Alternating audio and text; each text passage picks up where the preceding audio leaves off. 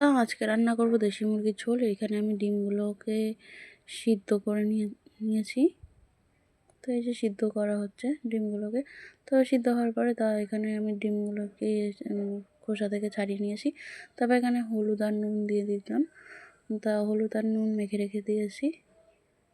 তারপর এখানে সব যাবতীয় জিনিস কেটে নিয়েছি। নেওয়ার পর এখানে কড়াইতে তেল গরম করতে দিয়ে দিয়েছি। তারপর তেল গরম হওয়ার পরে তারপর এখানে একে একে আলুগুলো ছেড়ে দিয়েছিলাম। আলু লাল লাল করে ভেজে নিয়েছি। আলুগুলো তুলে দিলাম। ভাজার পরে তারপর ডিমগুলো ভাজতে বসিয়ে দিয়েছি। তারপরে ওই বাটিটায় যেখানে ডিমটা মেখেছিলাম সেই বাটিতে লঙ্কার গুঁড়ো, হলুদ গুঁড়ো, জিরের গুঁড়ো, তারপর নুন সব কিছু দিয়ে রেখেছি। মানে একটা পেস্ট বানিয়ে রেখেছি। তারপর কড়াইতে আস্তে আস্তে পেঁয়াজ কুচি, লঙ্কা কুচি, তারপর টমেটো কুচি দিয়ে একটু ভাজা ভাজা করে নিয়েছি। তারপরে আদা বাটা, রসুন বাটাটা দিয়ে দিলাম। তারপর এটাকে ভালো মতন মিক্স করছি।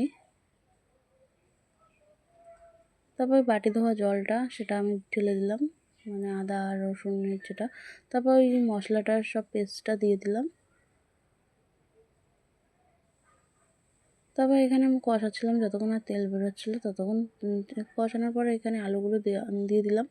তারপরে এটাকে ভালো মতন মিক্স করছিলাম আলুগুলোর সাথে। এখানে মিক্স করার পরে এখানে আমরা যতটা মানে ঝোল রেখেছি, মানে যতটা ঝোল খাবো ততটা ঝোল করে দিয়েছি। করার পর ঢাকা দিয়ে দিয়েছি। ঢাকার পরে এই যে আমাদের ঝোল কমে এসছে আর আলু সিদ্ধ হয়ে গেছে। তারপর একে একে ডিমগুলো দিয়ে দিলাম। তারপর আমাদের এখানে মানে ঝোল রেডি হয়ে গেছে, ডিমের ঝোল। তারপর উপর থেকে ধনেপাতা দিয়ে দিলাম। তারপর এই যে রেডি। তা কেমন হলো তোমরা অবশ্যই বলবে।